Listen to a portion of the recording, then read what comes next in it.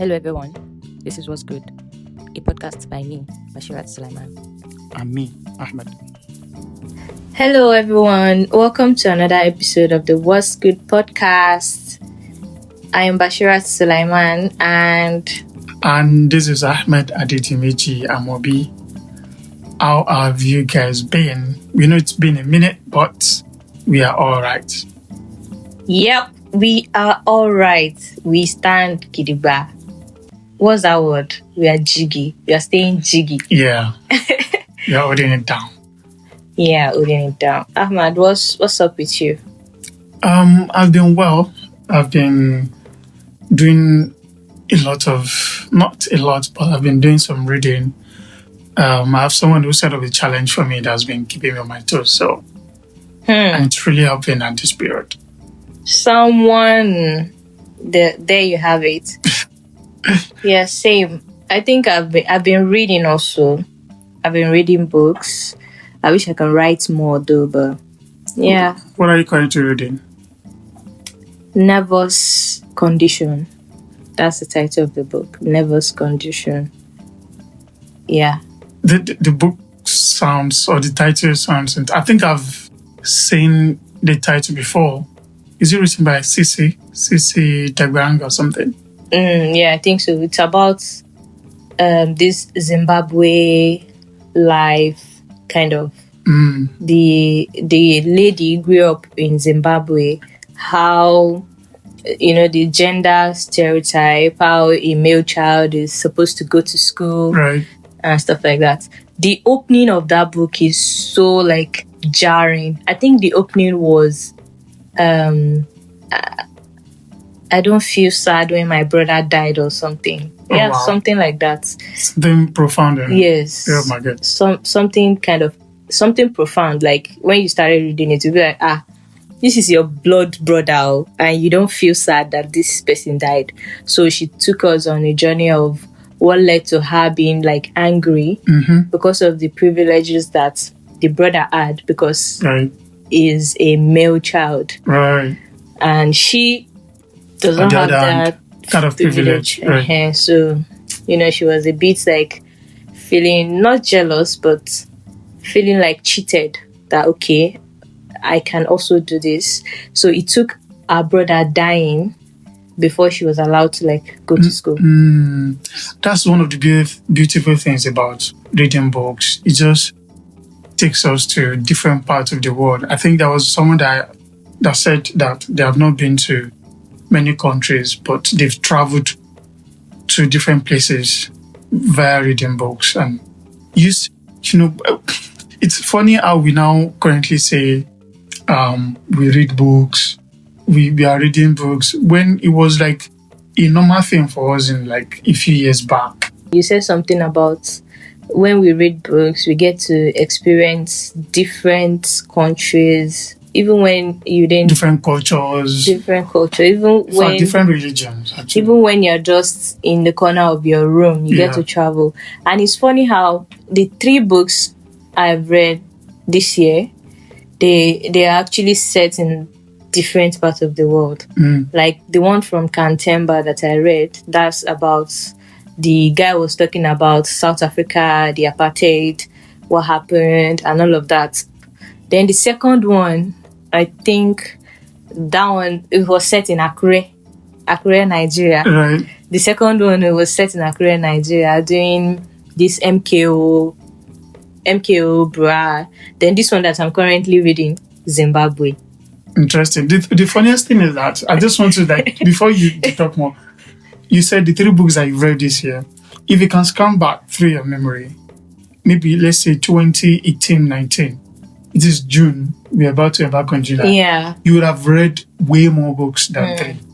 And I'm sure you've probably read more, but you can't remember. But I still think that the reading culture has probably dropped. And it's to be honest, it's worldwide. It's not an individual Nigerian thing. A lot. I remember that this year, actually, you're right, because this is June. I would have probably read more. This is the first book I started reading this year. I started in January. That was it was talking about genetics. This woman that had cancer.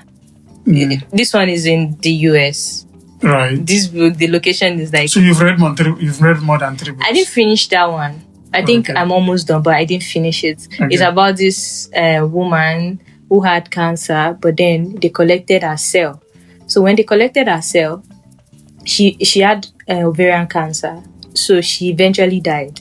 So when she died, in fact, she didn't even know that they collected her cells. Oh. So they were now using that cell they were doing a lot of research on that cell. Experiments. Using in fact, in modern genetics, a cell is like unique. The basic. Okay.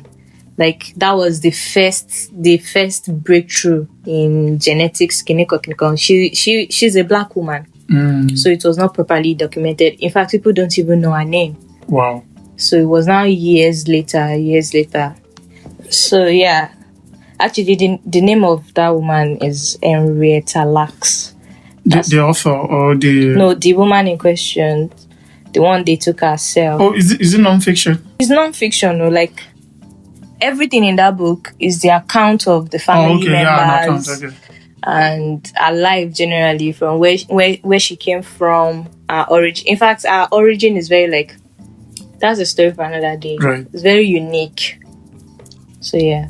There was also a time that I read an article or story. I don't know whether it's a story or an article on New Yorker rather, on what goes through our brain and eyes when we dream. And it was a detailed analytical analysis. It was a detailed analysis rather. It was a detailed analysis about what, and I think for the first time. No, not for the first time really, but it's been. But I think that particular essay or story made me very more fascinated in science. It's just interesting what reading does, but it's just how the time has now evolved that a lot of us have become busy. And then when we analyze the time of how busy we are, we realize that we are not exactly busy. We've just lost. I don't say lose. We've just probably... The culture has just reduced. The reading culture has just reduced. And I wouldn't say it's that way. Because when we say we are busy, when we scan through our day, we analyze our day, we realize that it's work, probably social media, films, and the likes. Yeah, and we also have people reading just for aesthetics. So. What do you mean aesthetics? I mean, I don't know, but I just feel like sometimes, like I said, I just finished 3 books this year. Some people are just racing through the books so that by the end of the year they can say, okay, I was able to read 50 books this year. I mean, do you know people read just for the sake of reading for fun? Exactly. I wanted to mention, I even saw Enyolua's post where he said he reads for fun. Like immediately he finished that book. When you ask him of what happened in that book, immediately finish reading it. He can't even he finishes. He can't even tell you this is so what the book is about. But at that moment of reading, he enjoys it. Is in the moment. I get it, but we still cannot take away the fact that some people just want to be all this. They want to fake being intellectual. It's okay not to read a book in a year. It's okay to just read articles or anything. Just make sure you're reading something. You don't need to complete a whole book. If you can, good for you. But if you cannot, I think we should. You don't need to force it. We don't need to force it. But I still think we should encourage people to read more. Because, to be honest, reading helps the society. In what way? If you go, to be honest, imagine the time that the Banga boys are spreading on Twitter. They are using it to read. At least they are busy with something intellectual. I'm not saying I don't want to be... is it aspire to my girl person or something? You are. I'm giving the vibe. You are. But I know Banga tweet is also part of the culture, to be honest, because they need to exist in their own right. But it's just the superfluous. But do you know that this is also part of the evolution that you're talking about? Right. Back then, being a Banga boy means that, of course, clout is there, but it's not as expansive this kind as it is right now. Nonsensical cloud chasing that is happening on Twitter. No. Even like I said, someone put me on a routine that allows me to read, for instance, every day before I start work now. I spare at least 20 minutes with a book that I'm currently reading, which would allow me to, stay with the book and stay on the course. And I think everyone should be encouraged to read, really, because there are a lot of writers out there. African writing is even becoming more and more appreciated every day. Oh, I didn't know that you noticed. Oh, somebody said it on Twitter that aside from, she mentioned like 3 African writers. I was like, aside these 3 guys, she does not bother with Nigerian literature. Really? Yes, now she's almost trash talking down on the whole thing. And to be honest, I can't even be arguing with people like that, because the way African writing is even being celebrated in the world right now, particularly Nigerians, you would think, because I think it was last year, I can remember last year, somebody said that they read more Nigerian poetry now because they just found an emergence of like affluence.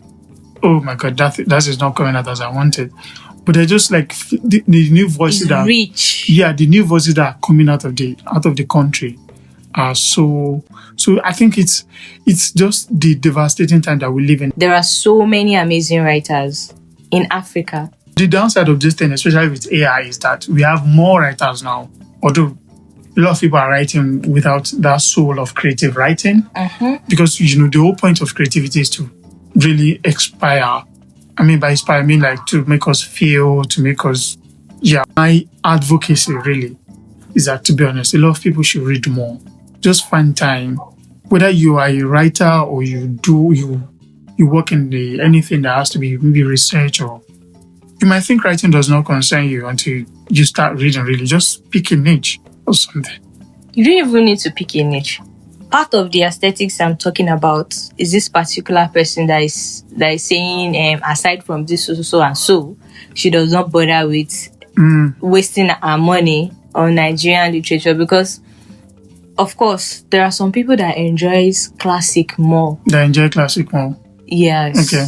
They want to read A Man of the People. They want to read Arrow of God. They want to read Joys of Motherhood. Yeah. They want to read all those classics. Fair.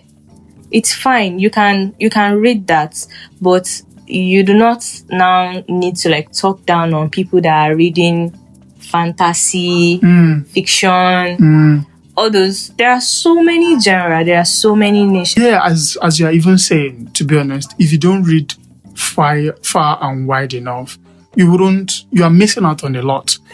Somebody said you should read the good writing and the bad writing. Like, if you'll be able to recognize bad writing when you've read a lot of good writing. I don't think does that make sense? If you'll be able to recognize bad writing when you've read a lot of good writing. So don't limit yourself to one genre, or cherry picking, or reading for aesthetics for the sake of these are the kind of writer that you want to. And of course, we have choice. The funniest thing is, you see that story that you're saying you don't like, oh my God, what kind of story is this? Yeah. Somebody else finds that interesting. Right. For instance, I read this honey butter pig bread. I don't know if you know that book. So a friend of mine, I took a screenshot and then posted it, and I was glazing over the book I really enjoyed this book, this and that. Yeah. And then that person sent me a message how could you enjoy this something book? like this? She does not even, she's saying she does not get it. What is the writer trying to say? Whose story is it? But I love it. Yeah. I love the way the writer wrote it. Yeah. I love everything about it. So she's not in a place to now tell me that I don't have taste. Right. For someone that said they are not even, or they are trash talking other writers, they have selected writers that they read, but trash talking others are dumbing down on creativity of other writers that exist. Yes, because you can't say there are no other good writers in Africa or Nigeria Just because I don't think it's fair. It's not fair, but anyways, it's all good. yeah, it's really all good. Let's all just try and read more, because it just helps us to engage, have more conversations, speak to people, and you also have experience on a lot of things beyond your own immediate environment or your own personal thoughts. So yeah, let's just try to read more, whatever interests you, whatever genre, whatever niche. Just try to read more. Yeah. Like, it's very important. Yeah. So, thank you for coming to our TED Talk. And as Is it TikTok? it is like, why are we telling people to read? Right. But you know me, I don't judge people. If you want to read. If you don't want to, don't. But it's just beneficial for you if you actually try. And the most important thing is that you read. It doesn't matter what you're reading.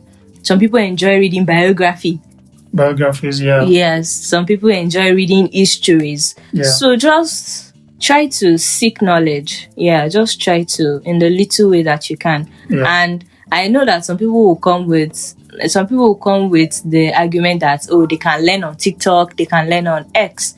I get it, but still try. So yeah, that's going to be our TED Talk for today. And subscribe to our small channel. Guys, please support us in any way that you can. Thank you. Monetary support.